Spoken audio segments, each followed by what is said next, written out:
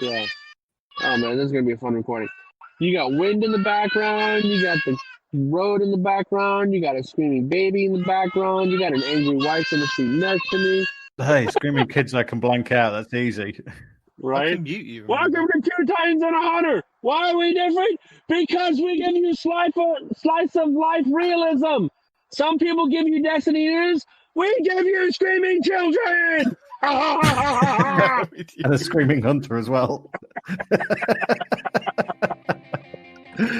Welcome to Two Titans and a Hunter, a Destiny 2 podcast. A show where we discuss tips, tricks, and tools to help all Guardians succeed and enjoy playing more. So, what makes us different, you may ask? Well, we're not streamers or YouTubers.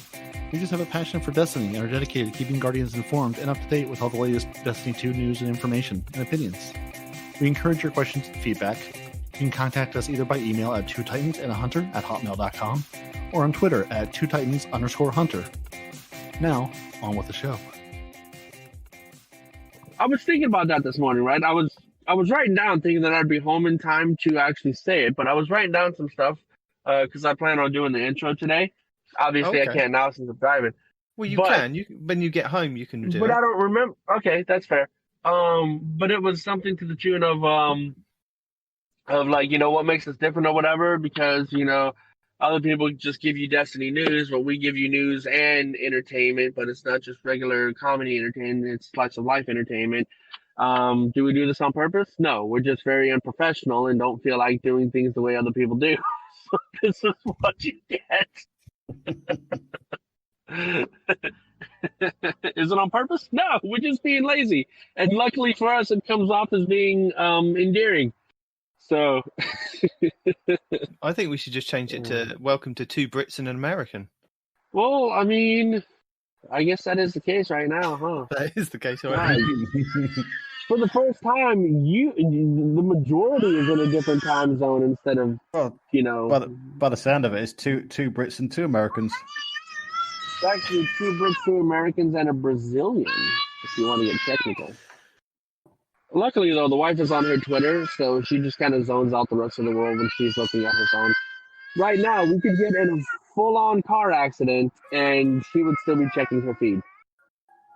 You always worry me when you are in the car because you are always talking to us whilst driving, and somebody else. I always think that somebody else is driving, but no, you are the one driving. So you scare the hell out of me.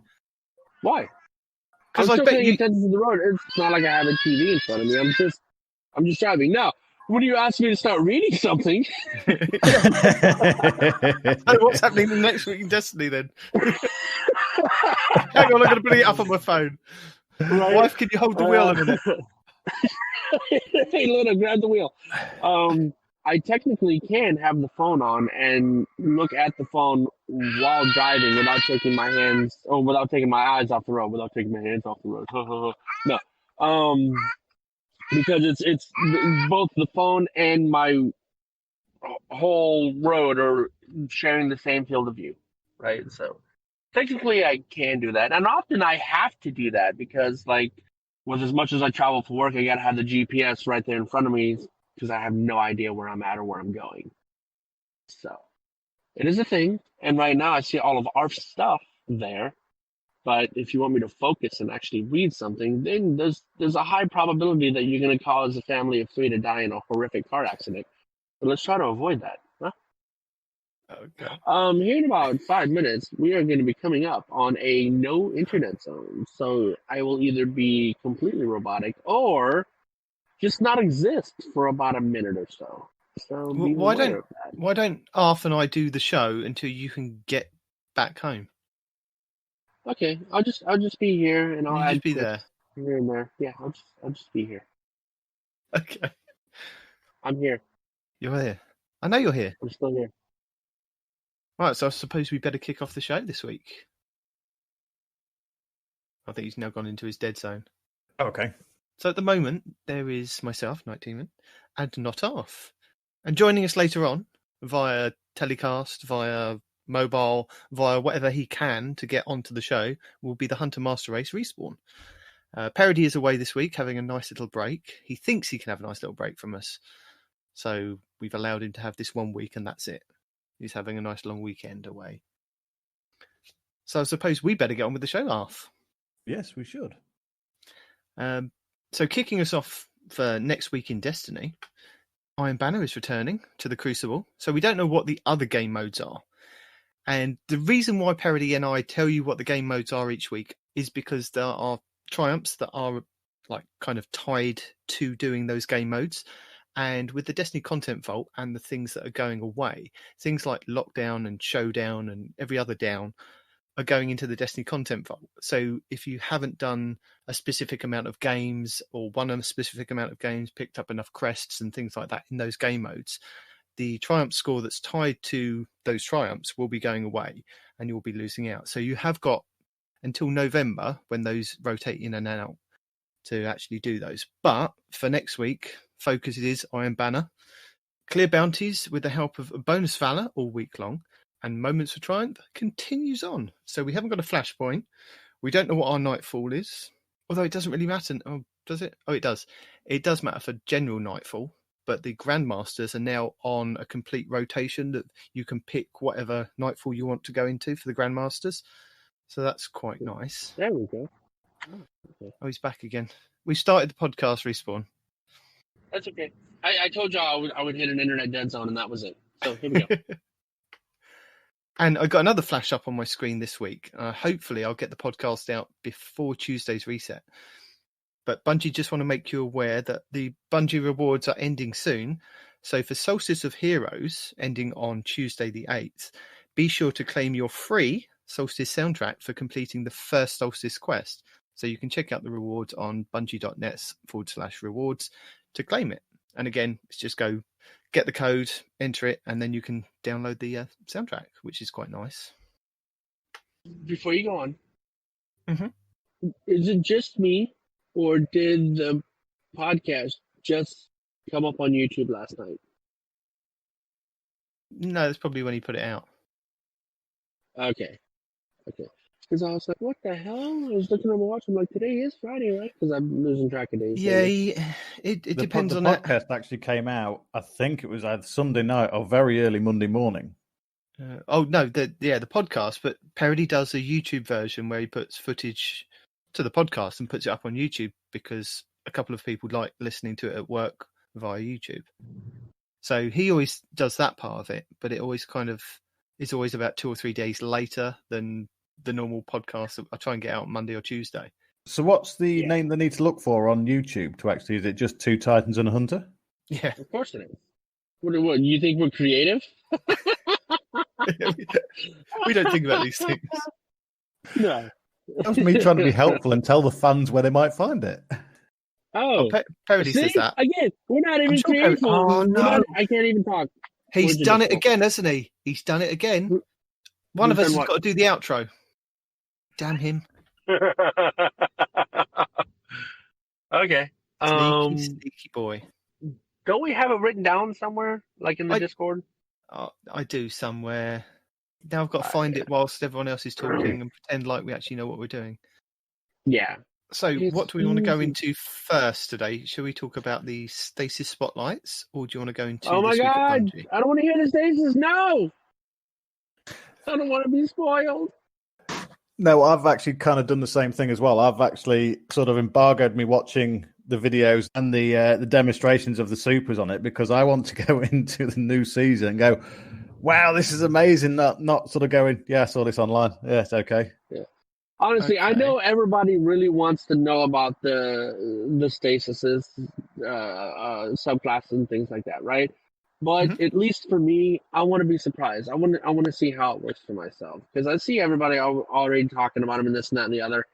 The only thing I know about the stasis is their names. Another thing that see if Parity had been here, you two could have talked about it, and then we could have actually got our reaction to it after it drops. Yeah, I mean, even right now, if you want to, just block out me and Arf. You can talk about them, and then just bring us back after you're done talking about them. How would that work? You two have got to leave for me to continue talking. Then you can't just block us out. Said you can, administratively. Oh, jeez. So I can't speak anything about the new subclasses.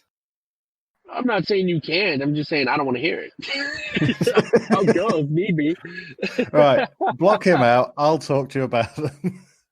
Oh God, fine. If you're gonna get it spoiled, I guess I will too. I won't let you suffer alone, my Well, friend. no, I'm not going to spoil it for you. I promise. Well, no, I was talking to Arf. Oh, okay. Because Arf was talking about he'll talk about it with you, and if Arf is gonna suffer and get it spoiled, then I'll get it spoiled too. Was that the entrance for the Blue Springs? Did I just pass it? I don't know. Why am I asking you? Your face never looks up from your phone. Okay. All right. Well, okay. So what about the subclasses? Are they all three out yet? Because I No. knew one day it was supposed to be Titan, Warlock, and then Hunter. No, I we've mean had Warlock the reviews. and we've had Titan reveals. Warlock and Titan. Okay. Tuesday, we're going to get the Hunters because they're saving the best till last, apparently. Of course. So the Warlock is Shadebinder, Fracture with Frost, Keen Masters of Okay. Destruction, launching projectiles, freezing as many enemies as possible and shattering them all in one fell swoop. The Shadebinder ensures no foe is left standing. So Winter's Wraith is the staff that they can summon of ice. This is the Shadebinders harness the power of the darkness to summon a staff or stasis staff. One of the abilities with the staff is called Shatter Shockwave. The Shadebinder detonates the crystals on their staff, creating a devastating shockwave that shatters all nearby frozen enemies. Okay. And then another ability from the staff is the Penumbral Blast. So this fires stasis projectiles from their staff. They explode on impact. Enemies hit by the crystalline shrapnel are immediately frozen solid. So not too much of a kind of giveaway there for you, is there? No. So wait, hold on. One ability freezes, and then another ability shatters. Now, do you have to? Is it like the Titan, and you have to choose between like the bubble or the Sentinel shield, or can you do both? Is that in there? I don't know. From what I've seen, basically it shoots out shards of broken stasis crystals, freezes them, and the second part of the I'm not sure if it's the vibe I got was it's a super, and then you send out like almost like a pulse wave, and it shatters whoever's been frozen. But it's not ice; it's stasis. Yes. From what I understand as well, they've also completely changed the subclass screens as well. So yeah, you've got your abilities. So for the Shadebinder, the Warlock, you've got your abilities of Rift, you've got your jump movement, you've then got your melee, and then you've got your grenade. So they also have like kind of drop down boxes, which then you can select different abilities in those drop down boxes, I believe. Was that right? From what I heard, that's right. You can it's completely customizable. Now, I believe they're also going to do this with your traditional subclasses as well, but they'll be taking one at a time away and then bringing it back. Okay. Which is what I've heard. I'd have thought that they'd leave the subclasses at the moment, maybe change the subclass screen and have drop-down boxes where you can select what barrier, what jump, what melee, and what grenade you can have to look very similar to how the new subclass screens are going to look. But then where the aspects are, they'll have the other nodes that we can then select for what we've currently got. So on their blog posts, they've done one for Warlock and one for Titan at the moment, and then, as we said, Hunters come next week. So each Guardian class will feature a new Stasis subclass with Beyond Light, and as you might expect, each class will use a Stasis in a unique way. Stasis is the dominant of control, an element of power that is less about outright aggression and more about careful control of enemy combatants and space, sometimes even using power of Stasis in a defensive way. Hunters zipping by in the blink of an eye while slowing down opponents in the stasis fields. Titans smashing their fists to the ground, launching jagged eruptions of stasis crystals from the earth. No matter which class you prefer, stasis will change the way you play Destiny 2. They say that no class embodies the concept of freezing better than the Warlock Shadebinder. Imbued by stasis energy, the Shadebinder can summon stasis staff that fires projectiles which can freeze opponents, immediately rendering them immobile. The Shadebinder's Penumbral Blast melee attack is a quick burst of stasis energy that erupts from the staff and instantly freezes anyone it hits. From there, the Warlocks can either deal with the frozen foes or leave them to be and move on to other immediate threats. So, do they stay frozen then? Or I don't think this has been made exactly clear, to be honest. No. I mean, why would you, unless you were kind of teaming up, going through raids and things, I'm thinking. It almost sounds like they're wanting you to either chain supers or work more as a fire team. So one person freezes them, and then you can pretty much no-scope them with a sniper rifle and then shatter them. Yeah. I mean, we have seen that a lot of team-ups in the trailers. From what I've seen is like one class will freeze them, and then another class will either come in and punch them like the Titans do, or they'll, the Warlocks will then do something else, or the Hunters will do something else. So yeah, So I they're think like you were forcing saying, you to be kind of a fire team, is what it sounds like. Sorry, I blanked out there for a minute because we were organizing stuff over here. well, no, I think it's more you probably work. It's saying you can either just work by yourself, or there's more synergy with working as a fire team, maybe. right. Yeah, it's almost like going back to the old days. You can play by yourself, but it doesn't sound like you unlock the true potential unless you're synergizing, right? Because going back to the whole question that I asked earlier with that Warlock, can they do both the freeze and the shatter, or do they have to choose one? And the other Warlock do whatever they can, right? From what I So it understand, the sounds Warlock will do the freeze and shatter. It's almost like from what I understand, it's almost like a 2-part super. So you send your shards out, you freeze them, and then you send a pulse wave out after that as a second part, and that shatters your enemies you've already frozen. Yeah, I mean, it says in the next part, it says if you're looking to combine freezing with destruction, look no further than the Shadebinder's super, the Winter's Wraith. Here, the Shadebinder summons their staff and fires projectiles, instantly freezing opponents. The second stage begins, and the fight ends, when the Guardian raises the staff, detonates its stasis crystals, and sends a devastating shatter shockwave that disintegrates nearby frozen opponents. So, yeah, it's a kind of 2-part one. See, I was hoping that it would be different, right? Because they're talking about synergizing and working as a team, right? So let's say I'm a Warlock, right? And I do the freezing, but I want you to do the shattering, because let's say it's quicker that way, right? If I have to hold my staff up in the air for X number of seconds to actually shatter, it would just be quicker for me to freeze and you to shatter, like in a boss phase, right? And then you could do the freeze and I would do the shatter, right? You could choose which one of these abilities you would use, right? But now that you've said that, it sounds like it's just like any other super. It's got a flow that it has to follow the same way every single time, which kind of takes away from the whole synergy then, right? If one person freezes and shatters, and the next person freezes what's left and shatters, that doesn't feel like synergy to me. That is just the super. Yeah. You've still got grenades that freeze, and then other people can shatter them. It sounds very similar to a shadow shot, doesn't it? Yeah. Where a hunter can shadow shot somebody, and then you have to use your weapon to kill them after the fact. And whereas this is using your super and then your super again. Whereas you can shadow shot somebody, and that somebody could take you out before you have the chance of finishing them off. So you do have a chance of maybe if you sent out like a mountaintop blast to the Warlock, it's hit them as they've managed to freeze you, so you are frozen, which then gives their teammates the opportunity to then come in and finish you off, or for the freeze to unfreeze and you'd be able to get away. So I think they're kind of playing with that aspect of it, that it's not an outright kind of one and done like with an overbomb. It's something you can kind of maybe work around. I can see that. I was also thinking of like synergy between, because you said the shadow shot, but I'm thinking of the new subclass where it creates that bubble that slows enemies or entirely stops them. I still haven't been able to figure that one out, right? So Hunter creates this field where people can't move. And now that everybody can't move, Warlock's like, okay, let's do this. And now I'm gonna freeze them, and now I'm gonna shatter them. See, that's a good synergy, right? Hunter slows or stops or does whatever he does, and then that's down the same pretty much as stasis tether by the sound of it. Then, yeah, exactly, yeah. And another thing that I'm curious about, right? When they get caught in a normal Hunter tether, their bullets still fire as normal, right? In this stasis where it looks like everything is slowed and or stopped, if it is slowed, this is what I want to see, right? If Bungie is doing their due diligence, right?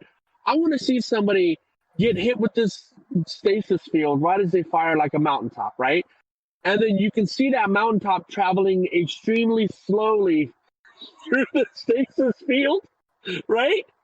And that way, I mean, because if it's a stasis field, if the whole field is stasis, then everything, including projectiles, should be frozen or slowed in this field, right? Which would make it an even better tether, because in your tether, they can still shoot normally if they have you in their sights. I can't. That's see what that I want to happening, see. Possibly. Come on, man. Don't get me wrong; it'd probably look amazing, but yeah, they're not going to do that. Why not? If they can slow down your Guardian, they should be able to slow down a projectile, right? Wait, can Same you imagine command, the different programming object. come down to actually slow down in that Yes, particular I instance? can imagine the programming. I have a degree in programming, and I know how much of a headache it is. The point is they have a whole team to do exactly this. And if it is a stasis field being the key word there, then everything in that field should be subjected to the stasis. Unless it's a field that only works on biological entities. Then how would you explain exos? It's stuck to their cape. Exos are biological, right? They're mechanical. They still eat. They eat because even Cade said they eat because they choose to, not because they have to. Yeah, but then they've got some biological matter in them, so it would slow them. Oh my God! You can't have just the exos running around getting out of stasis fields. It just wouldn't be fair. I know it wouldn't be fair, but it can't be biological either. Because everybody would then rock an exo. They'd delete their characters. Everybody would be an exo, and you could just run in and out of stasis fields without even worrying. Right? They completely nullify hunters entirely, right? Or at least that subclass anyway. Mm. Oh, goodness. So if you've played Destiny for long enough, you know that choosing your right subclass for each situation can be crucial to the outcome of the fight. It can be crucial. And they're going to give us more flexible. They're going to give us even more flexibility to custom our subclass and our style of play. So each stasis subclass in Beyond Light will give players the ability to customize abilities like grenades, movement modes, class abilities, and so on with. In addition, they've added a new layer of customization with the addition of aspects and fragments. Aspects manifest as physical items in the world, such as a crystalline Vex conflux of a robotic fallen arm, for example. So when slotted into the aspects, this will offer players a new ability amongst other effects. So this is very similar to how we have with the mod system at the moment. It will be you go and find this aspect or mod aspect thing that's out in the wild by just doing random things. I'm guessing that it's just going to drop from maybe doing nightfalls, doing patrols. Is it in the wild though? Have we confirmed that? Okay. These are going to be things that are going to be in the wild. So when you slot these things into your subclass, so as we do now with mods, they will give you an extra ability, which will be really helpful. So these abilities can be mixed and matched freely by the player. Many aspects will have space for fragments to be slotted in. Fragments are also physical items that you can discover in the world that, when applied to the aspects, offer additional passive perks such as stat bonuses that may come with penalties. Aspect upgrades are unique to each stasis subclass, while fragment slots are class agonistic, which basically means that they are just for either the Warlock, Titan, or the Hunter, I'm guessing.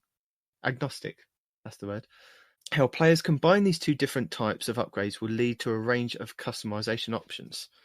You basically have the aspects, which will be to the right of your abilities, and these are the things that you can find in the wild, like the Vex conflux of a robotic fallen arm that they gave an example. But then also there are other things that you can find in the wild, and on their page there's one called Whisper of Bonds. This is part of the fragments. So this says defeating frozen targets with weapons grants you super energy, but it also says underneath that is a -10 to intellect and a -10 to discipline. So the fragments are the things that we've currently got with some of the mods that we've had, like with the Charge with Light, where it will give you a penalty or a bonus depending on what you're actually slotting in. So those are the fragments, and the aspects are the things that actually kind of help you do other things. So the Frost Pulse, which is one of the aspects, is casting your Rift generates a shockwave that freezes nearby combatants, and there's no negative or positive to that. That is just one of the aspects, which is quite interesting. So we've got kind of a 2-tiered mod system that's you can kind of build upon. So here's the thing, right? Am I the only one that sees that now our super is freaking RNG based? Kinda. But I am getting the vibe on this that we're also going to have more than maybe 3 different grenades potentially with super. I get that. I totally get that. But I don't want RNG to affect my abilities, dude. That's ridiculous. It's only the same as trying to do a shadow shot and you actually shoot something random when it's a No. shot. No, using your super is not what I'm talking about. I'm talking about you need RNG to even get the things to change how your super abilities work. Well, yes. Because you said it's things you find out in the world. I don't want to have RNG deciding what I can and can't do with my super. No, or my abilities. Or whatever. Your super is just going to be your super. These are added mods called fragments and aspects that enhance your gameplay. So with the Whisper of Bonds, that's the one that if you defeat frozen targets with your weapons, it grants you super energy, but it gives you a negative in your intellect and discipline. Whereas if you've got the aspect of the Frost Pulse, that helps you with casting your Rift, and that'll send out that shockwave that we saw in one of the trailers that freezes all nearby combatants. That's not anything that's taking away from your super. That's just enhancing your abilities. I didn't say it's taking away. I'm saying that we have got a RNG negative on you- involved. That okay. So like you said, this mod affects how our abilities themselves function. But okay? this is the way Destiny is built at the moment. So No, it is. No, that's all with like weapons and whatnot. Yes, you know. But if you want to go into, say, the Deepstone Crypt raid day 1, people at the moment are farming the Scourge of the Past raid to get the Fallen mods that you can only get from that raid. So to enhance their gameplay, they're having to do things that they might not necessarily want to keep continuously doing to get the Fallen mods from that raid to put into armor. Same with the Last Wish with the Taken mods. Exactly. So they can solo the Prophecy Dungeon. Exactly. This has been built into Destiny for quite some time. These mods or aspects and fragments will enhance your gameplay. So you have to go out of your comfort zone, out of your way to actually get these mods to, slot into your new subclasses, which is really interesting because it gives you another layer of gameplay. I disagree. Modding your own subclass rather than your armor. I hear what you're saying. I still disagree. It would actually affect your super because if you're putting a mod on there that's going to give you a -10 on your intellect, that's changing the way your super charges. But it doesn't change how it functions. It just changes how it charges. That's always been in the game. Charge times and recharge times and all this other stuff, that's always been a part of Destiny, right? But changing how it functions, right? A rift is a rift, right? You can choose to either have the healing rift or the empowering rift, right? Yeah. What you're saying now is I can have an explosive rift that freezes everything around me, but that same rift, I have to go out and get lucky enough to find some RNG thing to make it happen. They're not taking away the other two rift abilities, are they? No, but it's changing the actual functionality of your abilities. Your ability itself is changing. It's not being augmented. It's not being, any of that. You're enhancing that ability. Changed. Yes, you're getting away from what I think I understand what he means though. Yes, you can enhance or negate that ability, but this could just be Bungie going to get those mods. You're going to have to do this. It may just be things that you can pick up on the quest. It may just be each week there'll be extra things that you can pick up on a quest. I was just throwing it out there that maybe it's just like an RNG thing of finding it in the wild like we used to do. You'll find a weapon. So the RNG aspect is your take on it. Well, yes. That was your take on it. Is that it was an RNG thing? Well, because I'm building off of what you said. I thought you said it was RNG based. Well, no, I said that you could find these things in the wild. It said you can find these out in the world. Okay. And maybe potentially you'd maybe find a specific one in Crucible or another specific one in Gambit. It could be just another way of Bungie getting to play all the content again. Yeah. Fair enough. All right, I'll be right back, guys. Hold on. Continue. Okay. But so you see what I'm saying is it's just there possibly is an RNG element to it. The fact that somebody may not get this Whisper of Bonds to drop for about 3 or 4 weeks, but somebody on day one could get it to drop and enhance their gameplay. So I understand his frustration about it.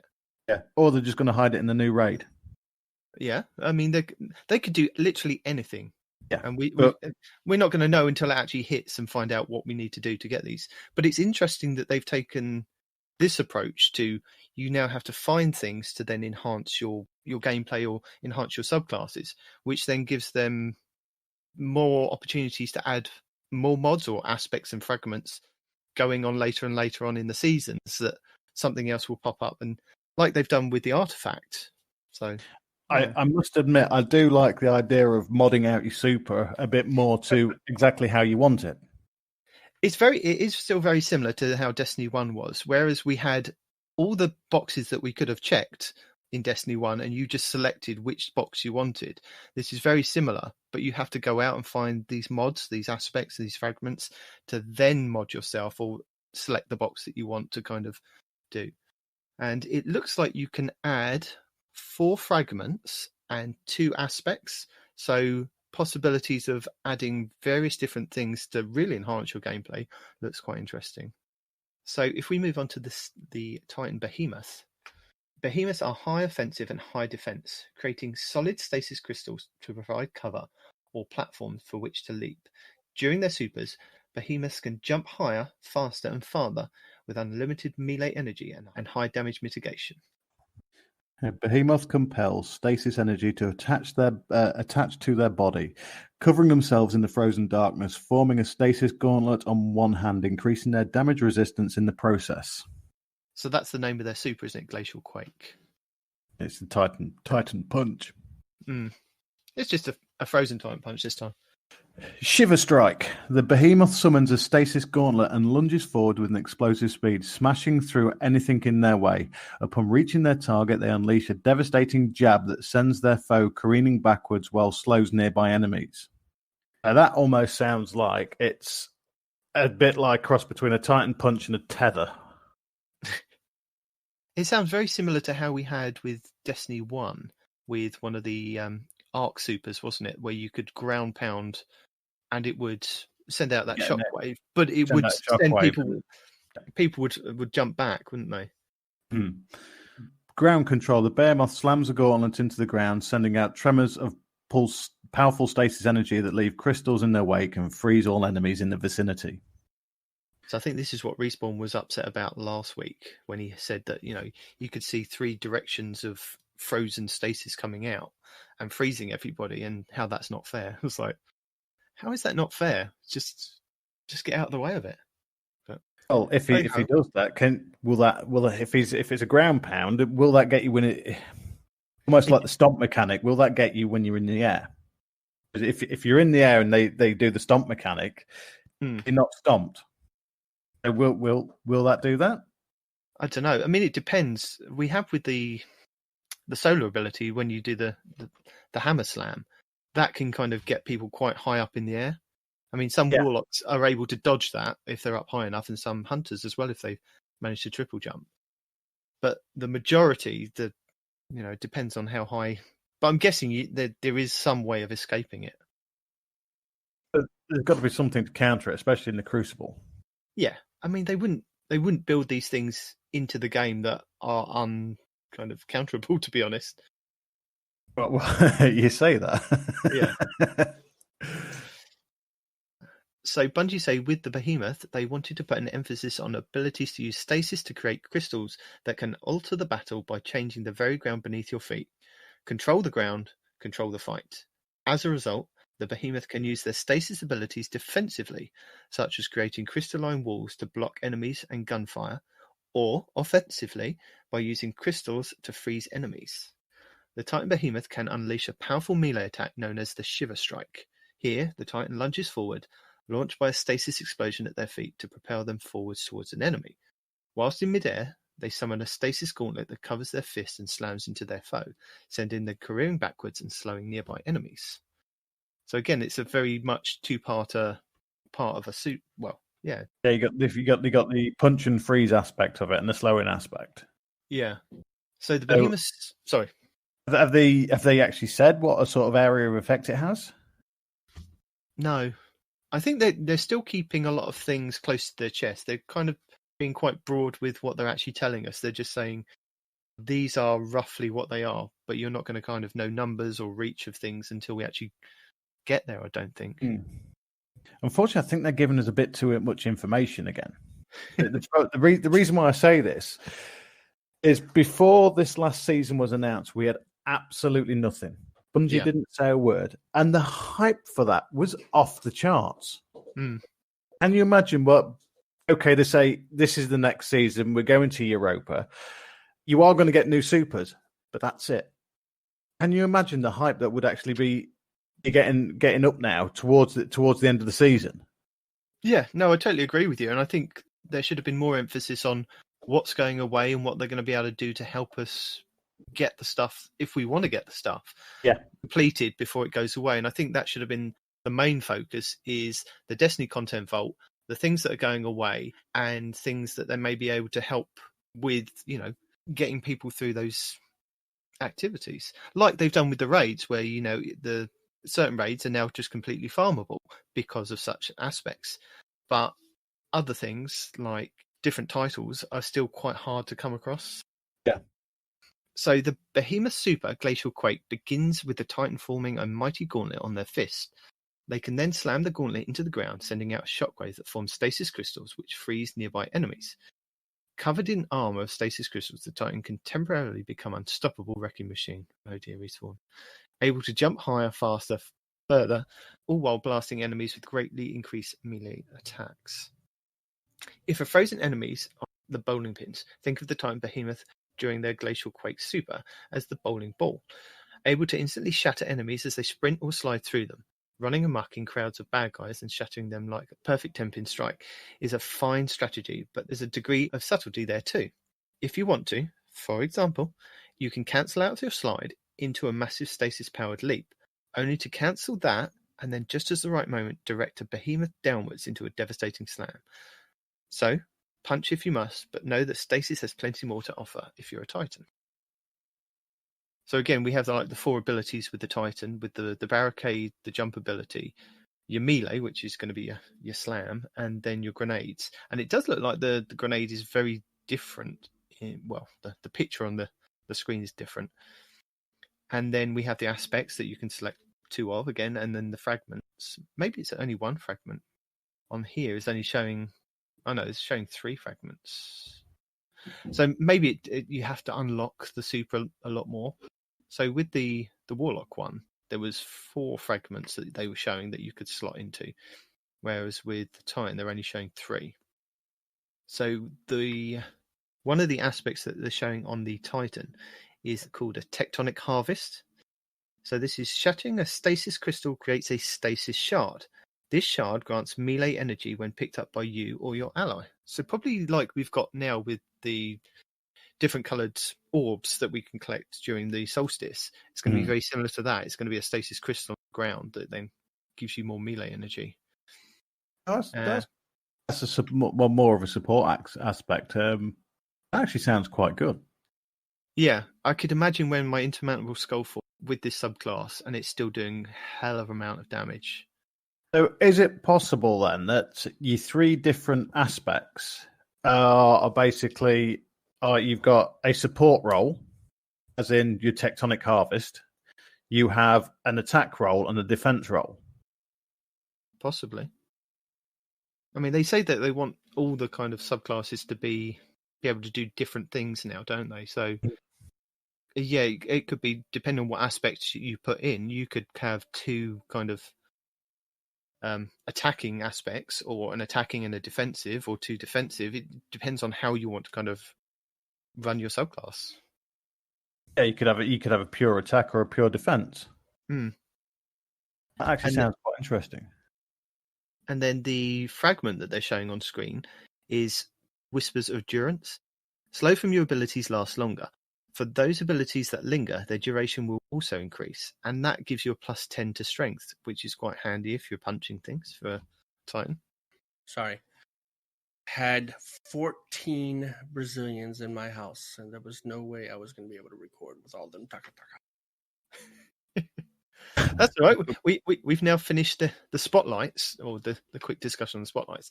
So, are you any more the wiser, not off, or does it still sound like gobbledygook to you? And No, I am. I understand it a lot more than I actually did because I hadn't actually looked into it. I was trying to keep it as a complete surprise when we actually walk into Beyond Light.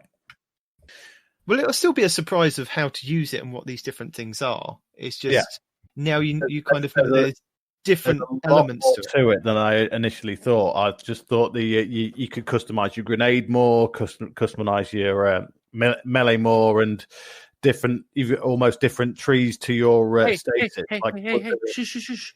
I was lucky enough to miss all the tidbits. Don't go back and ruin it for me. We're not. Shush. We know what your plan was.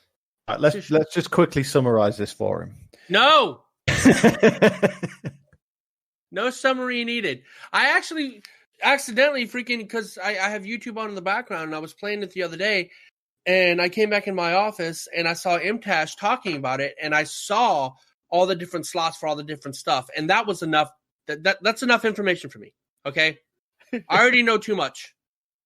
Oh, bless you. Oh, I'm actually intrigued on how all this would work and how you can actually spec out your build now. So am I! That's why I'm waiting!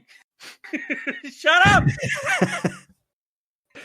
Because what we've learned, without actually going into details, you could with all your armor mod you can actually put on now, and the way you can spec out the stasis build, you could actually get a really good build on this. Yeah.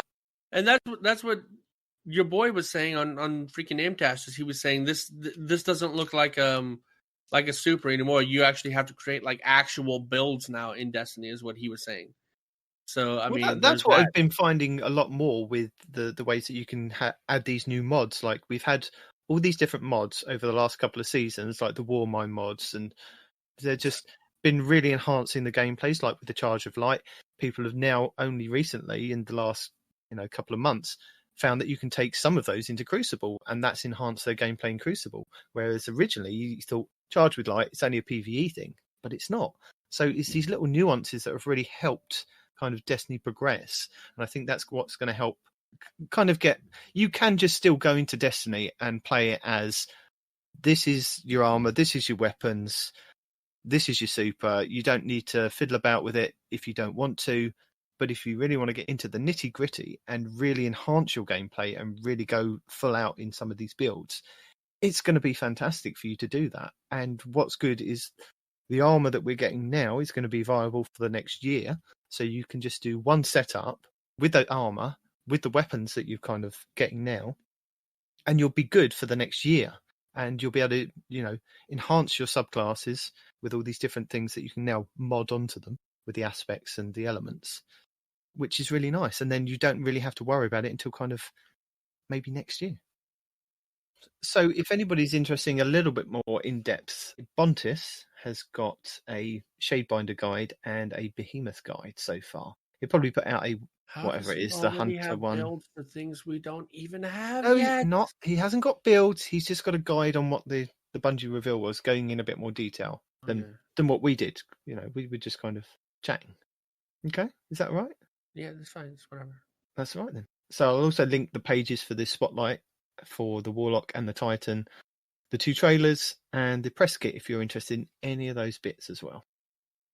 So this week at Bungie, it's time to get your titles. It is. Are you excited, Respawn? Are you going to get some titles before this all goes away? No. You are. Yes, I'm you not. Are. Yes, you I've are. already got the titles that I want. I need no more titles. No. You want the best one. You want the Reckoner title. I do have that? No, you don't have that. I don't? You don't.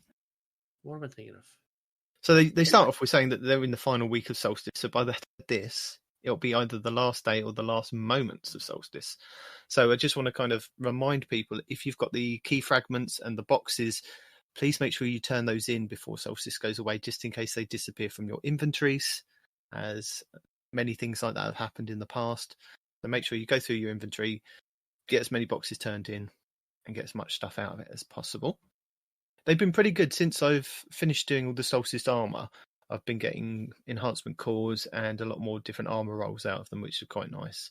Still getting some blues out of there, which is a bit of a bummer, because I think by the time you've put in all that effort to upgrade that stasis armor to the best it can be, it should just be, weapons or enhancement cores, maybe enhancement shards, and the different armor rolls. But they're going to throw blues in there, just whatever. So last You week, sound so dejected. Yeah. I guess our blues is just whatever. So Triumphs evolved. A few weeks ago, Bungie shared more details about how the Destiny Content Vault, the DCV, will play out. So they mentioned that you should start finishing off any Triumph associated with content that is going into the Vault. But they didn't go into any detail on how seals and titles would be affected. Separate from the DCV, we have plans to rework the Triumphs, and the Destiny dev team is here to share what they have planned. So, hello, Destiny community. Hello. We're sure you have a ton of questions, particularly what happens to Triumphs once the content associated with them goes into the DCV. We're updating how Triumphs will work going forward and want to walk you through how everything will look starting on November 10th. First, the goals. So they want to provide pursuits for all players, provide seasonal pursuits that match each season of Destiny, provide destination pursuits for each new destination in Destiny, ensure everyone can show off their accomplishments, make all Triumphs have a score, and make sure it's clear what happens when the content goes into the DCV. Are you happy with that, Destiny community? Meh. Okay. We're really contributing to this. Yeah. I love it. An evolving world.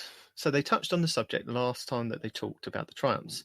It's critical to us that there are challenging Triumphs each season, and only the most dedicated among you earn them and hit all the max score. Here's looking at you, Ilulu.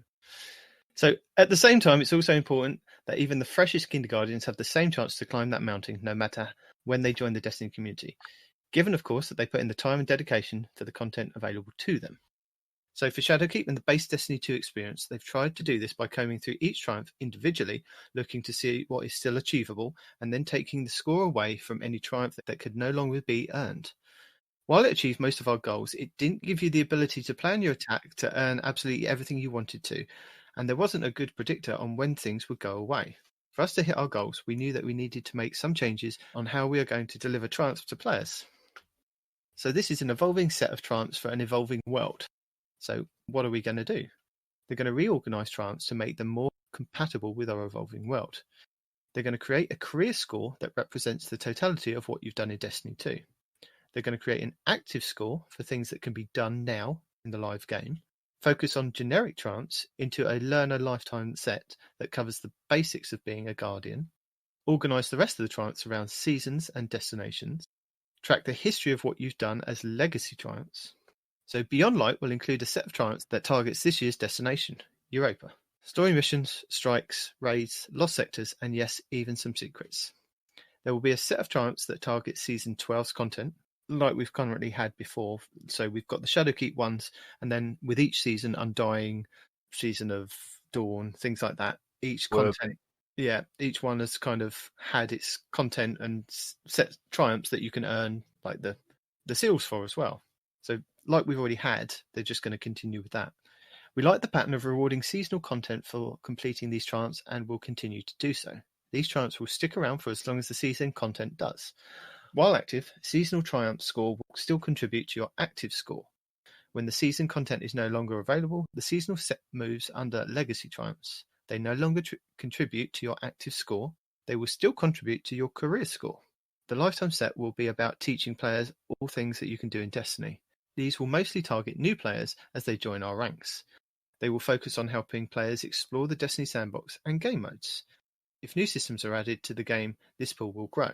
So this is how we had with Destiny originally. With Destiny 1, you would get Grimoire score based on the amount of kills you did for each subclass, for using different weapons, and it would unlock a Grimoire score and sometimes a Grimoire card.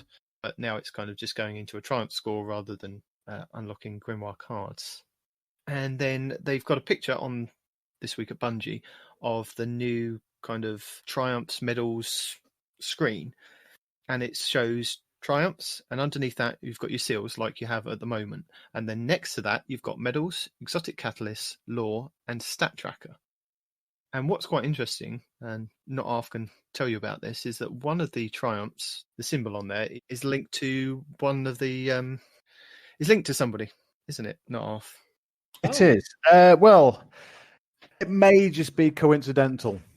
It may not be, but there's quite a few people that have already spotted out that the emblem does actually match the one on Uldren Sov's, or the Guardian that's formerly known as Uldren Sov, on his chest piece.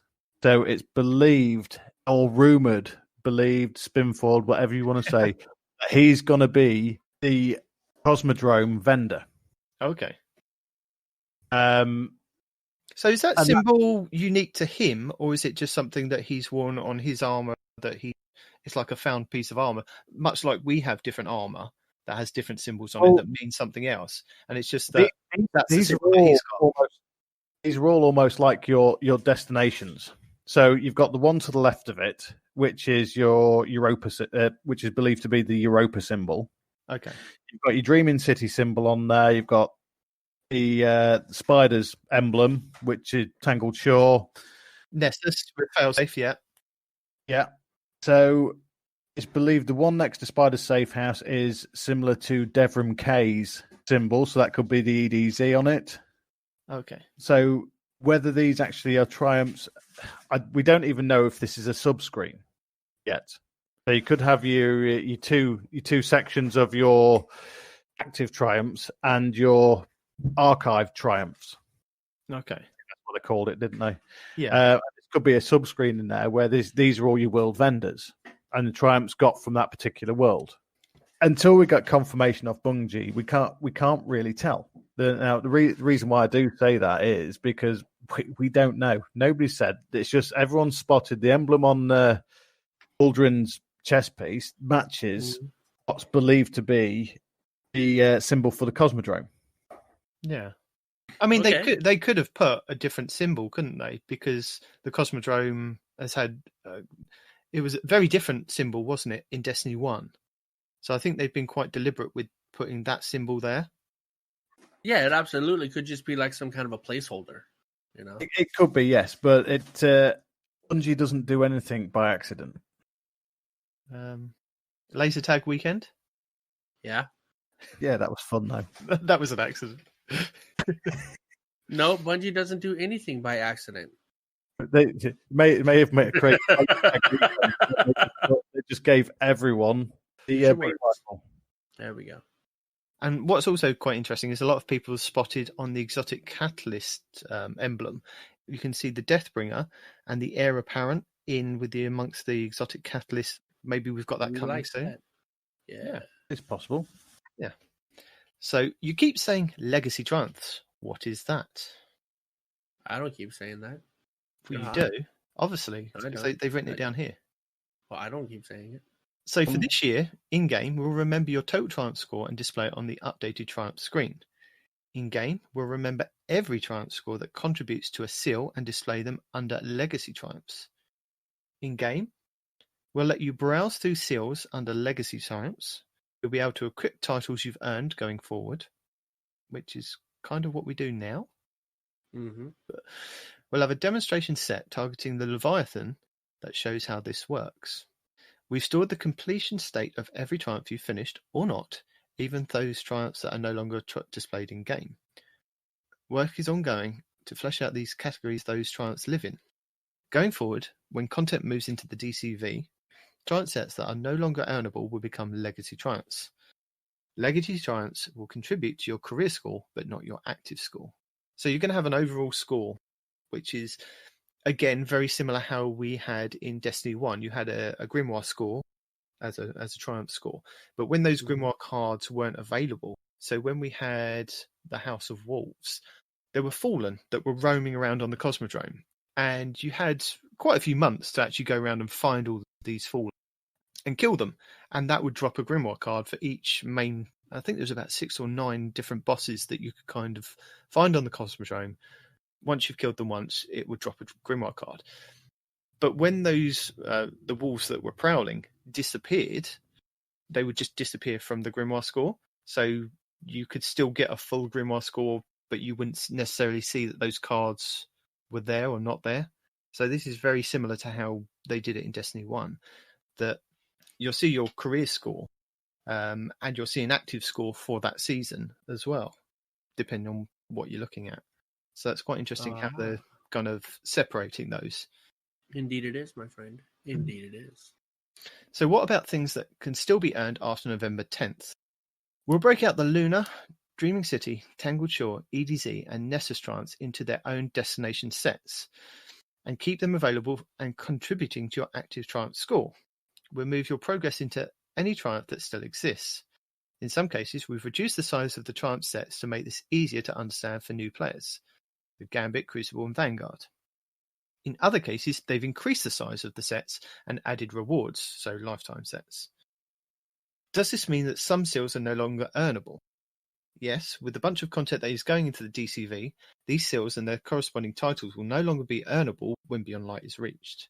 So, the ones that you can still earn will be Crucible, Gambit Dredgen, Flawless for Trials of Osiris, Conqueror for doing the Grandmaster Nightfalls, Shadowkeep, which is the Harbinger one, the Garden of Salvation, which is Enlightened, Dreaming City, which is Cursebreaker, Last Wish, which is Ribbonsbane. Then there'll be one for Beyond Light, which is at the moment redacted, and Season 12, which is redacted, and then a redacted one. Wow, that was very informative. I am so... So the ones that you want to kind of focus on now before we kind of move them, or before they move them into the legacy content or the DCV, you want to kind of focus on doing a Shadow Rises, which is basically the Crown of Sorrow. And that's your Shadow. Reckoner, which is doing Reckoning and then doing Gambit Prime and working through all those different sets. Black Armory, which is going to be a Blacksmith, which is doing all the Black Armory stuff, as well as doing the Scourge of the Past raid, and that includes doing a flawless version of that. And again, with the Shadow Rises one, with the Crown of Sorrow, you still need to do a flawless run of that if you want to get that seal and that pin. Destinations, Wayfarer. So Wayfarer is making sure that you've gone around and done all the different things on all the different locations that are available now.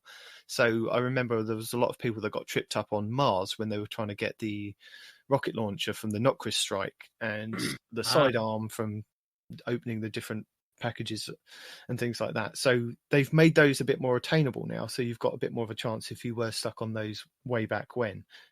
Lore. There's a lot of lore that you can kind of pick up. Was this the one that you were telling me about, not off, that some people aren't able to do at the moment with the Lore Chronicler? Good talk. Sorry, muted. No, it's all right. Yes, it could have been that one because they can only do certain parts of it on the weekly cycle. Okay. And there isn't enough time to actually do that by the time the actual end of the season comes along, and that seal goes away. Right. So, did you say that somebody's already messaged DMG and asked him? It was either DMG or Cosmo, and apparently the normal response was, "I'll pass that on to the team." I'm just having a quick check now. So, probably there's one that you have to do: complete heroic adventures on Mars. 20 of those, I think. Well, that's what it says on my tracker at the moment. I know they've adjusted the wanted bounties, or they're going to be adjusting the wanted bounties from Spider, so that a lot of people that were missing out on those can go around and hunt the lost sectors for the Prison of Elders people and kind of get that completed. You've got to complete heroic adventures on Mercury. There was 20 of those. Maybe that's how many I've done. Maybe that's how sad I am. I mean... You've got to complete a lot of destination badges, so making sure you get the full sets of armor and weapons from the Forsaken campaign, the Curse of Osiris and Warmind, and the Red War. So maybe there are things that are stopping people from doing some of these now. So medals and catalysts will now have their own section to make them more visible and easier to keep track of. Lore will also have its own section. There you go, not half. And a brand new UI to show off book covers and improve the reading experience. All lore up through to Season of Arrivals will be available to all players.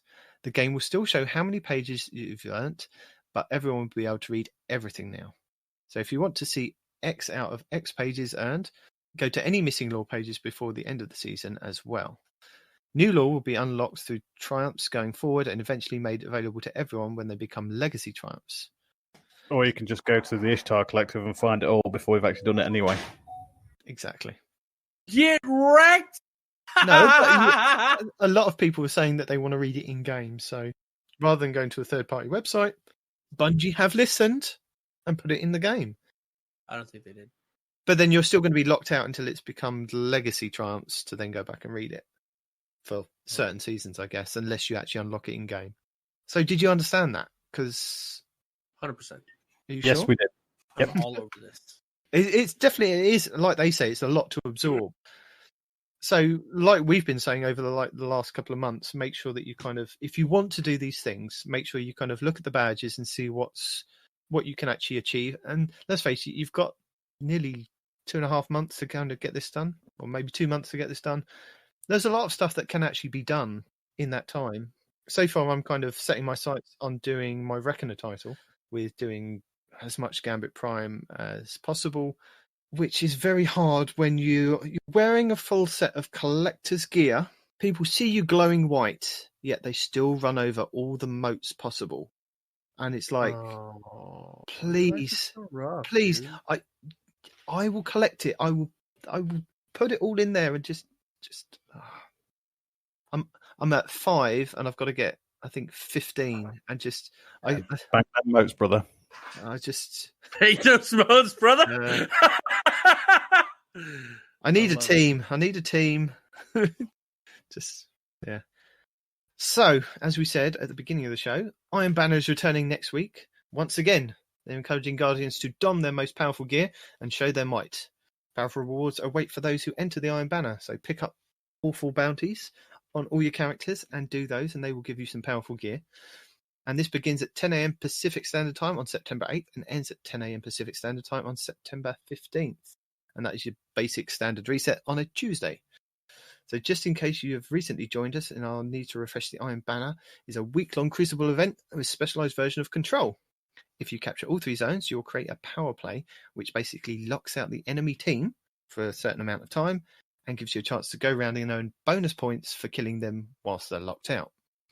The weapons that are still available this season are the auto rifle and the sidearm, and there is a quest for that, and there is a cheese for that. If you haven't yet to kind of do this quest, you can pick it up on possibility of 3 characters and just do it on one of the characters. It'll auto-complete on the other 2 characters, and you have a chance to then pick up 2 more versions of those guns on each of those characters.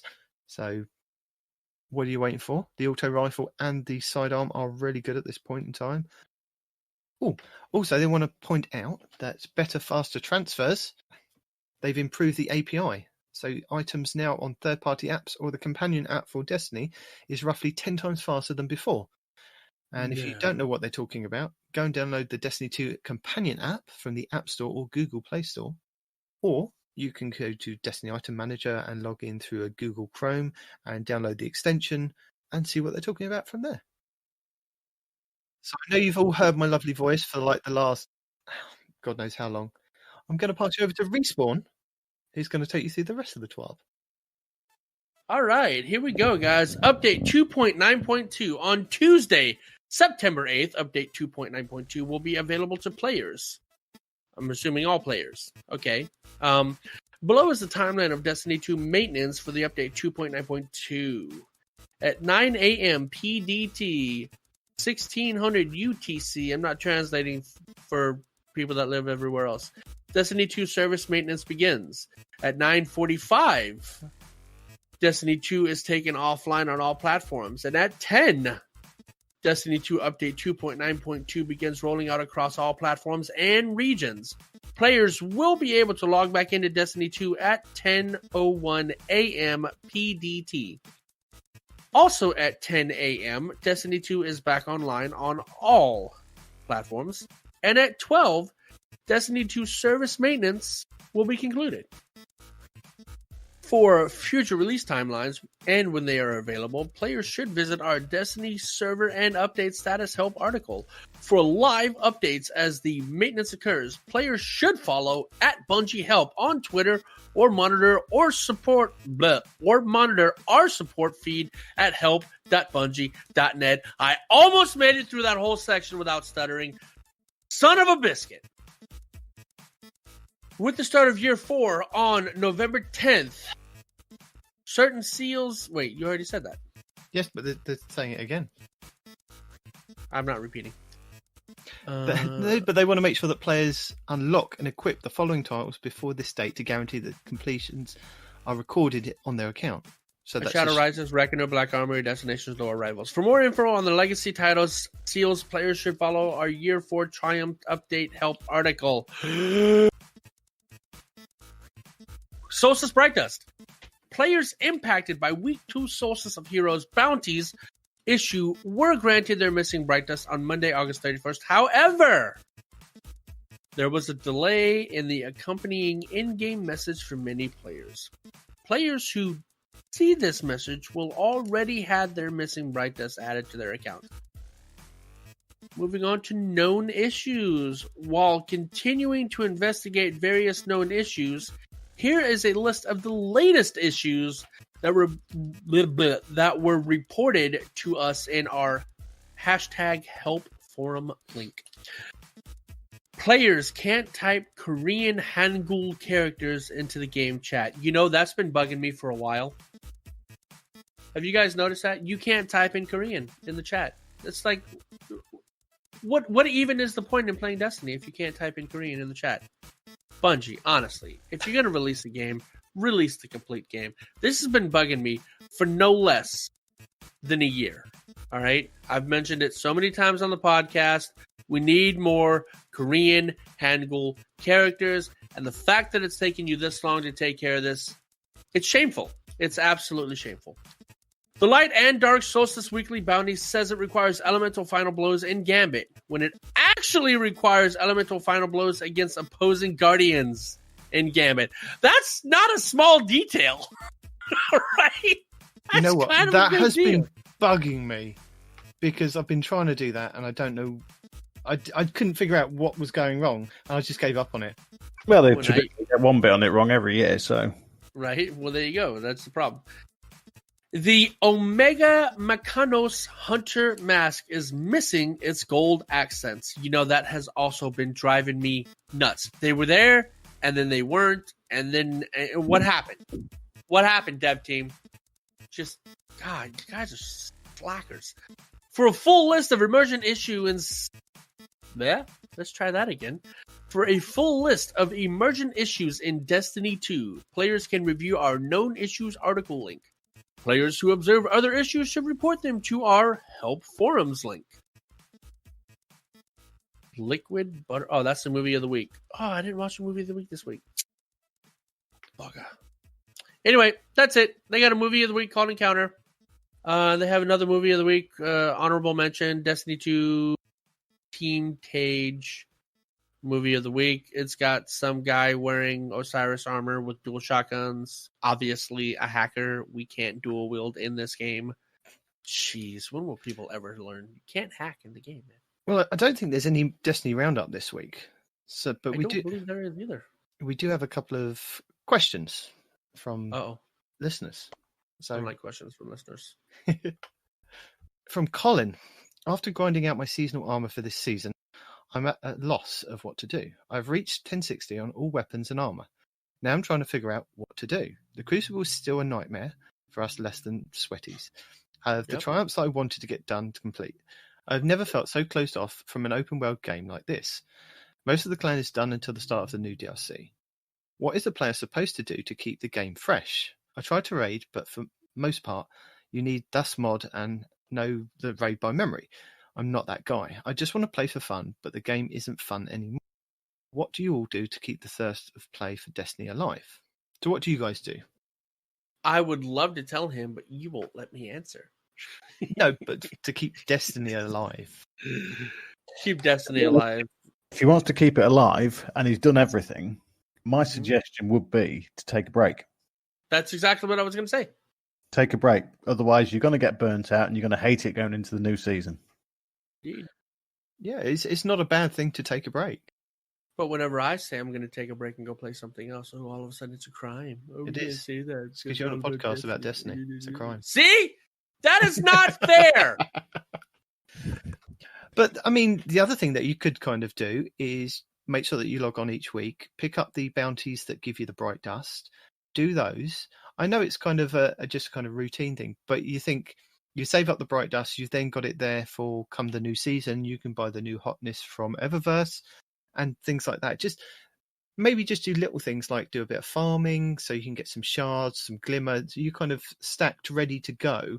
Maybe do the nightfalls, just do whatever nightfalls you kind of can and just stack as many shards that you can to help kind of progress the infusion for next season.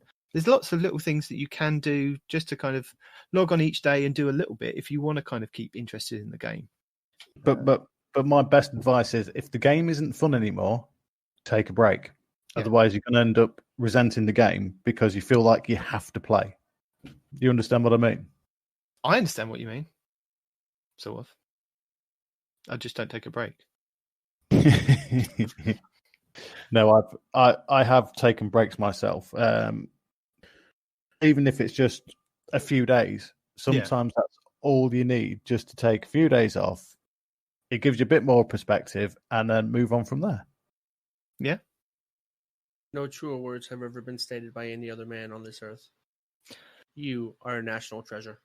So Colin also sent us a second email and says, You're just going to brush right by that, huh? Okay, That's cool. Colin says he sent us a second email and it says, when it comes to any new player just starting out with Destiny 2, I've noticed a huge glaring problem. I created a new character just to have something to do. An absolutely ridiculous venture of going to the tower for the first time to have to run from one side of the map to the other to gather up 500 quests and steps, and bounties is really overwhelming for an existing player, let alone a new one. He feels that Bungie shot themselves in the foot by the barrage of steps of running around and having to do all these different things just to become legend.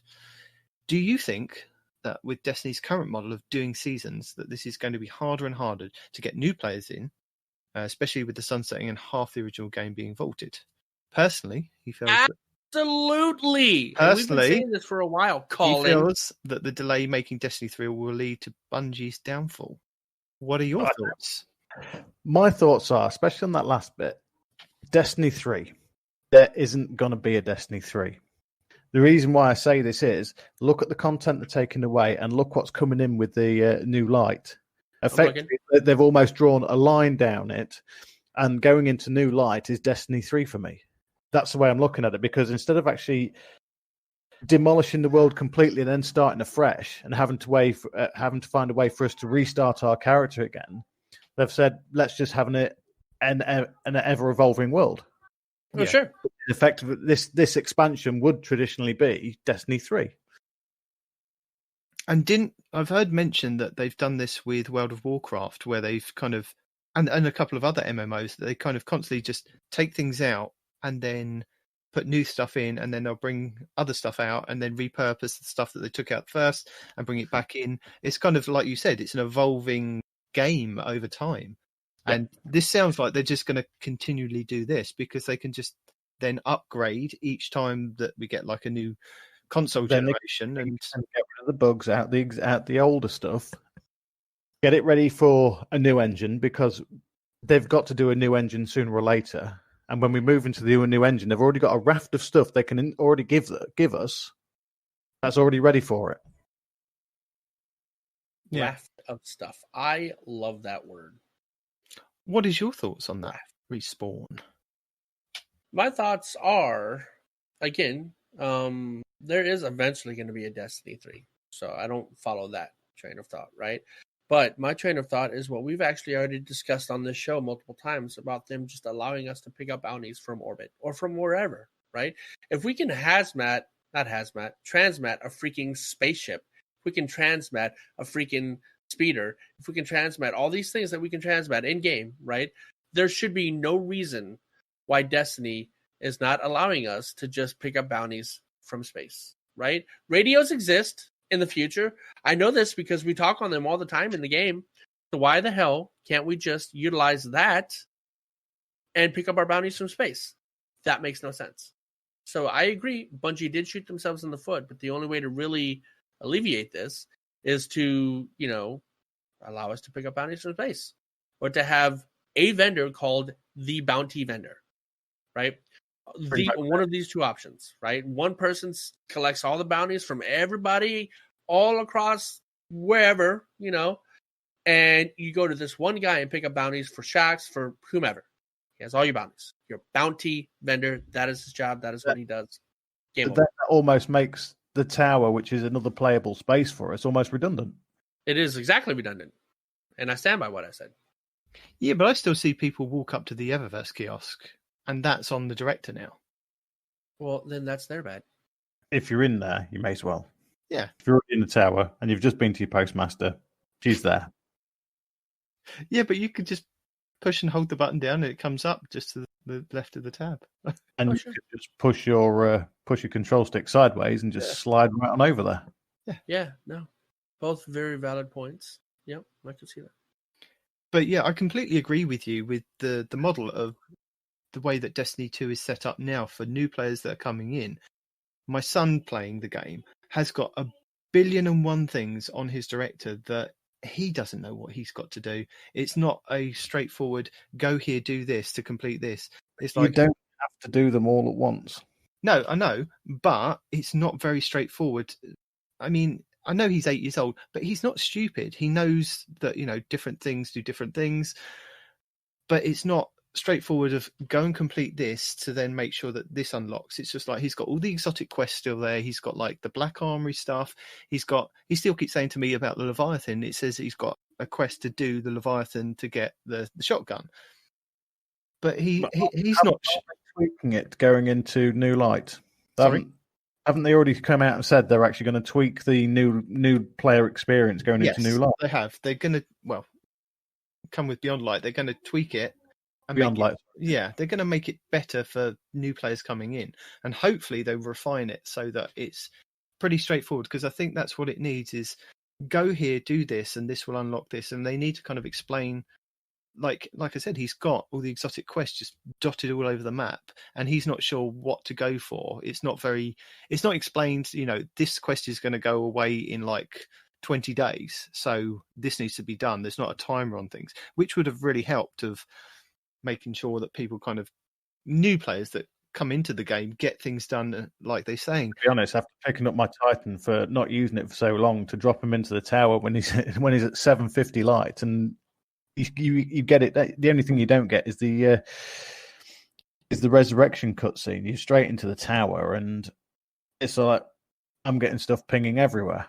Yeah, but it's really confusing for somebody that's new to the game, that they've got to read This Week at Bungie. Now, if you're a new player, you didn't know that there's a weekly newsletter that goes out that tells you all these different things. And if you don't listen to the podcasts, if you don't listen to YouTubers, you walk into this game and there's just all this stuff. And then 2 months from now, all this stuff's going to suddenly disappear, and you're going to be like, what the hell's happened to my game?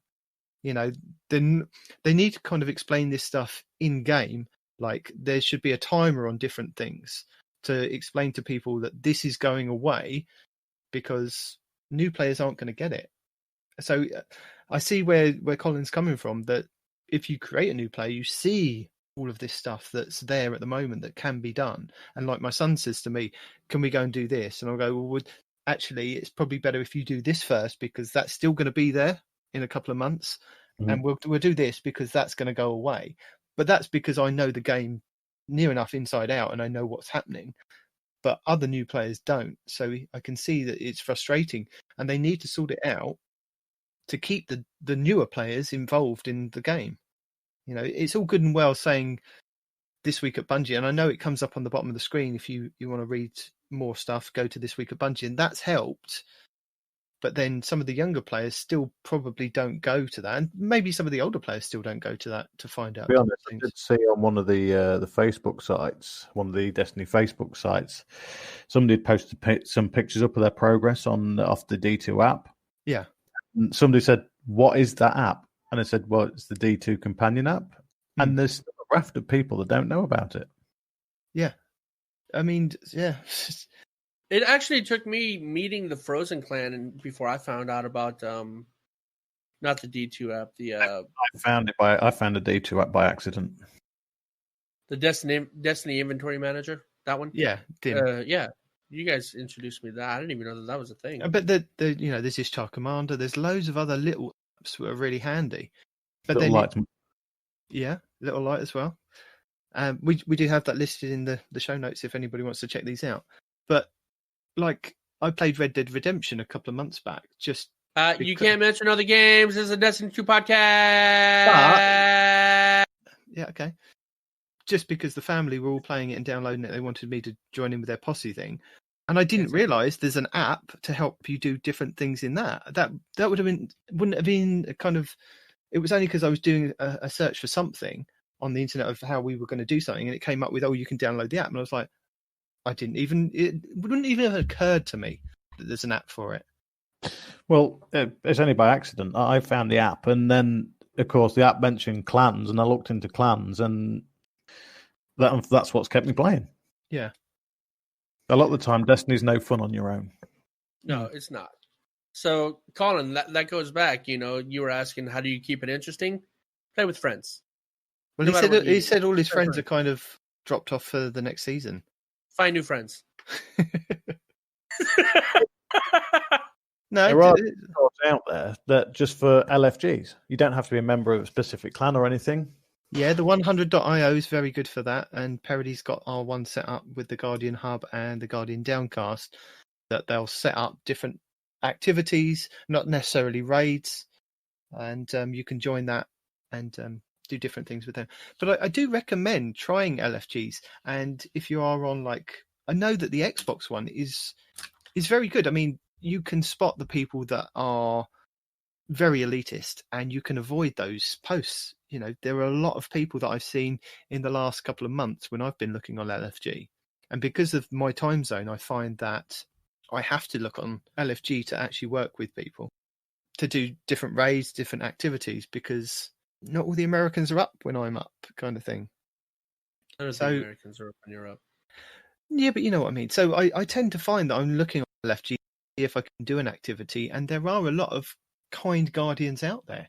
So I wouldn't give up entirely on LFGs, to be honest. I would 100% give up. No. Guardians, they can't be trusted. But if you are looking for Guardians, Respawn is available 24/7 on Xbox and PC. It's sad that that's actually almost true. It's time for Law Would Not Ask.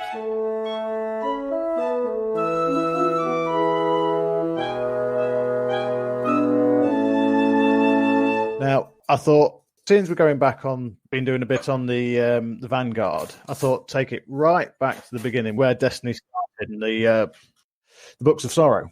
Now, the Books of Sorrow were written by Oryx. It's basically the history of the Hive and where they originated from. Now, these were originally obtained by collecting calcified fragments on the Dreadnought back in Destiny 1. So let's start off with, what do you two know about the Hive? I know that they live in a very weird place. It's got lots of nasty stuff everywhere. I know that the longer that they live, the bigger they get, meaning size-wise. That's why you have the little thralls that start off as like the little younglings, and then you have the big, massive-headed freaking, Savathun and all these giant freaking things. Yeah, that totally makes sense. Yeah, I'm good. Right. Hive weren't originally called the Hive. They were known as the Krill. Now, they lived on a planet called the Fundament. Now, it's a gas giant planet, and they worked out they weren't actually native to it. So let me just start reading some here. It's taken me 2 years, a quarter of our lives, but I found proof we aren't native to the Fundament. Our ancient ancestors came here to hide. The plate of stone we live upon, our osmium court, is one of a fragment of a rocky planet that crashed into the Fundament and broke apart. All the other nearby continents, the helium drinkers, the bone plaza, the star cutters, came from the same world. Perhaps the other race of the Fundaments are migrants too. We live on the shrapnel of our homework, floating on an ocean deep inside a gas giant. That's what Fundament must be, a titanic gas planet. The endless storm above us must be one layer of the atmosphere and the sea we float on. There's more down beneath it, so much more. You understand what this means, Sathona. The timid truth is a lie. We aren't meant to be the world's prey. We weren't born to live and die in the dark. We have a better destiny. Tell our father, Sister Sathona, that this is a proof of his life's work. With love for your second birthday, your first surviving sister, Orash. Now, it's basically the tale of three sisters. Sathona, Orash, and Zivu. Now, I don't believe... Sorry, what? What was that last one? Zivu Orath. Zivu Orath. That is a mouthful. Let's move on to my second card here. Now, this is going to actually last us over a few weeks because this is an absolute mountain of information. Zyro, his name was, sorry. And basically, they live on the... We've got the impression now they live on a planet that's actually quite harsh and very hard to live on. Okay. Now, predators and menaces carved to endure by Zyro, third surviving sister of the Osmium King's last brood.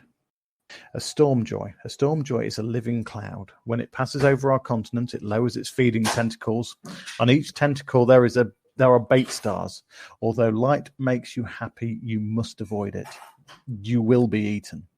A Stormjoy is a good way for an old person to choose death. Also, a dark night can cut the bait stars from the tentacles. I have 6. Falling. If you fall off the edge of a continent, you will die in the ocean. This is a special hazard when our father, the Osmium King, uses the engines. Helium drinkers. The current of the Fundament Ocean brings us near other continents. The Helium Court is near us now. They are of our species, but they are our enemies. Their knights raid us every day. Helium drinkers have 2 legs, 2 arms, and 3 eyes, just like us, but they are bright and evil. I want to be a knight and fight them. The Helium Drinker ambassador ate 10 of my sisters as tribute. This is normal. However, I resent it. Mothers. Mothers can fly. They live much longer than 10 years. Mothers are extremely smart and they guard their spawn. If you try to tamper with their eggs, they will eat you. Sathona wants to eat the jelly and become a mother when she turns 4. Storms. The rain is often poisonous. Sometimes it dissolves flesh. When lightning misses the lightning farm, it can vaporize a person. The entire world is deadly to us. Mysteries. Fundament is very large. We are the smallest things in it. If you don't understand something, it will probably kill you. My teacher, Teox, says this is why we have such short lives, so we can breed and adapt quickly. Moonwaves. My sister Orash is afraid of moonwaves. When she gets back from her expedition of the tungsten monoliths, I will ask her why. So, any questions so far? Yeah, okay. So if they started off in a far-off world, right? Mm-hmm. Why is it that they've been living in our moon since long before the Golden Age, right? Yep. So because the Hive are hundreds and hundreds of thousands of years old. wow. So all of this that you're talking about right now, all of this happened before they ate the moon? Yes. Long before they ate the moon. See, we have Orash, we have Sathona, and we have Zyro. We have the 3 sisters. Eventually, they will evolve and change names over time. Okay. So we have Orath, which will become Oryx. Okay. We have Sathona. Any guesses? Savathun. Yeah, I was thinking of her name. It was escaping me. But wait, you said the 3 sisters. Oryx is a female? They can change sex. They choose their sex. It said in that last verses, to become a mother, you eat the mother jelly. I thought that meant like a matriarch hierarchy. I didn't know it was literally changing the sex. Oh yeah. And then you have Zyro, who becomes Zivu or Wrath, which is your 3 Hive gods. Okay. and out in their very beginning. Now, we also know they've got a very, very short life, up to 10 years. So they breed and then they mature very quickly. They also, by the sounds of it, eat each other as well. Yeah, definitely. But, yeah, and apparently it's commonplace too. But what's the whole eating because of a sacrifice, or not a sacrifice? What did they say? When she ate the 5 sisters, and she said this was commonplace, she ate them for an offering. That's the word, offering to a visiting dignitary, basically, of the helium drinkers. Oh, okay. And then the last person in this thing I'm going to introduce, and then next week I'll move on into this in further detail. For the consideration of the Helium Court, written in desperation, sealed secret. I am Teox, sterile mother, teacher to the children of the Osmian throne. As a mother, I live long. As a neuter, I can rise above the small battles of court politics. I alone see the patterns of survival. Alone I design the great engines that move the Osmium court now. Alone I must act to save my kingdom. Senility has claimed my lord the Osmian king. He is 10 and mad. The study of ancient texts consumes him. Today he raves about moons above the storm. Tomorrow he will wander the halls speaking to his familiar, a dead white worm from the deep sea. He keeps it in a glass, and he tends to it, and neglects his duty as a king. The Osmian king has 3 surviving heirs, each 2 years old. Zyro, the youngest and bravest, who wants to be a knight. Sathona, the most clever, who wants to be a mother. Orash, navigator child, who dreams of the infinite oceans. Tomorrow she will return from the tungsten monoliths. None of these are suitable heirs. None of them will protect the Osmium court from the howling fundament. Zyro can fight but not lead. Sathona can think but not fight. And Orash's curiosity will draw her away from duty. I fear for all future children. Soon the Osmium king will lock himself in the royal orrery to study the moons. Gather your knights, O helium drinker, and invade our continent. Kill the 3 heirs. I will rule the Osmium court as your regent and build engines for you. And if I fail, let the Leviathan in the deep eat me. Written in grief, this hateful request, Teox, Osmium mother, neutered to watch. Already there, we've got someone who's planning to effectively carry out a coup to take over the kingdom. Right. So that's definitely Savathuna, because they talk about how she likes to work in the background, and you don't know what move she's... I'm sorry? That's Teox. It's already said who it is. Oh. I must have missed that part, because I was more involved in your story than the actual name. Teox is their teacher. Gotcha. Now, if you become a mother, you get granted longer life. Okay. So with that, she's actually been neutered as well. So she doesn't have any children herself, but she has that longer life. And she is able to, or as she says, actually elevate herself above the petty squabbles in the kingdom. And she's seen a problem and thinks the only way she can do it is actually, only way she can deal with it is by actually committing regicide there and killing the king and his 3 heirs, and ruling in their stead. Oh, sounds like a plan. Regicide was one of the missions, wasn't it, in Destiny? It sure was. To kill a king. Yeah. Now, I think that's also a good place to leave it until next time. And we can come up with a lot of questions for you. Yes, we can. Well, thank you very much for that, Not Half. That's not a problem. So now it's time for a little bit of tips, tricks, guides, and builds. And this week, I thought I would focus on the Grandmaster Nightfalls that we now have in rotation.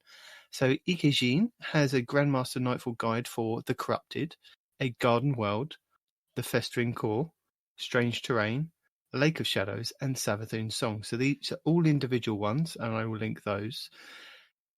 Cheese Forever has a video on how to do the God Mode Sentinel glitch for all Nightfalls, and that's all included in one long video, so I'll include that.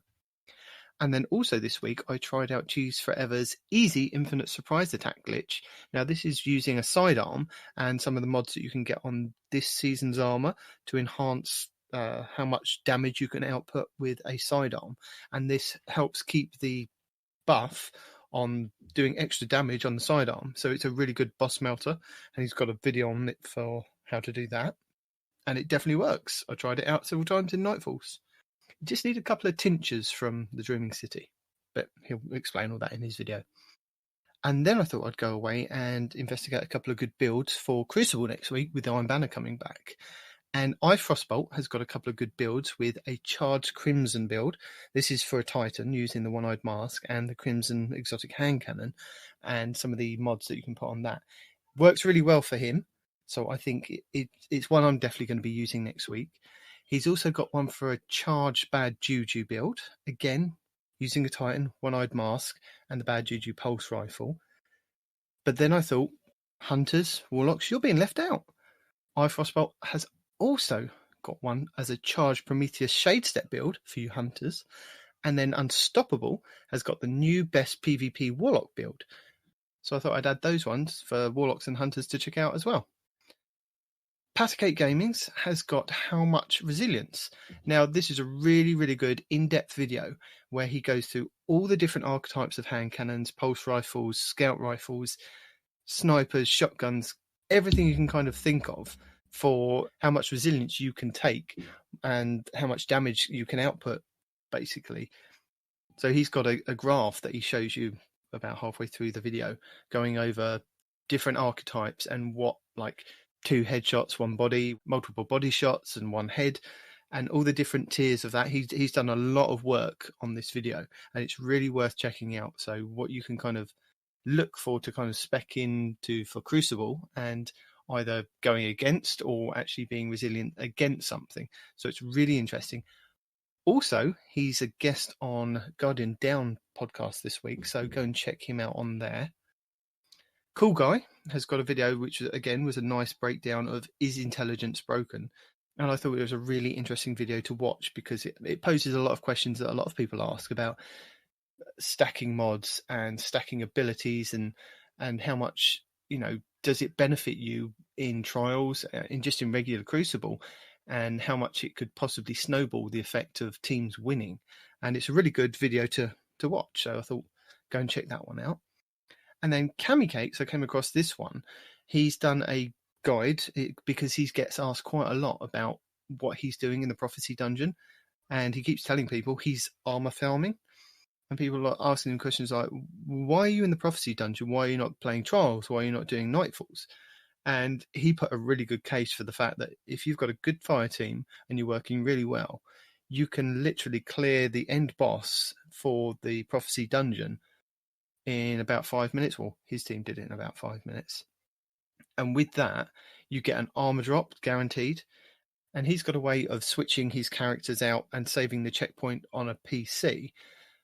But you can do that on Xbox and PlayStation, which is kind of loading in one of your alternate characters, getting the checkpoint, making sure that you die so that you save that checkpoint, and then swapping out to another character or the character that you want to use and come back. And then once you finish the Prophecy Dungeon, load it up on your alternate character, bring in your friends, and then swap out to the character that you want to come back in again as, so you can keep it going as that. But Cammy Cakes puts a really good video together for how to do some farming. And there's a couple of extra tips at the end, which are really interesting. And that's it for tips, tricks, guides, and builds this week. And I don't think anybody else has anything to add.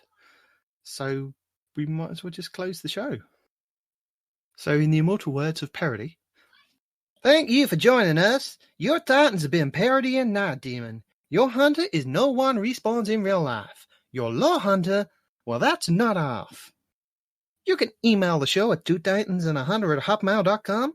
You can contact us on Twitter at 2titans_hunter. We are on Instagram and Facebook at 2titansandahunter. If you need raid help from the Guardian Hub or Guardian Downcast, that's lfg.frozen, that's frozen with a 0, .party.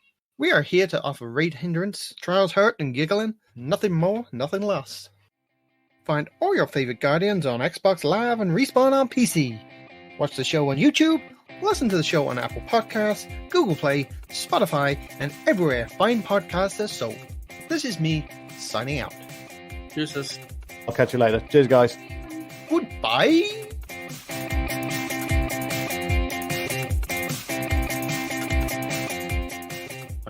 I can't see you there. Oh, this is the longest light in the whole freaking city. Oh no, there we go. Right as I say that, it changes. See, guys, all you need to do is complain, and things work out for you. Yeah.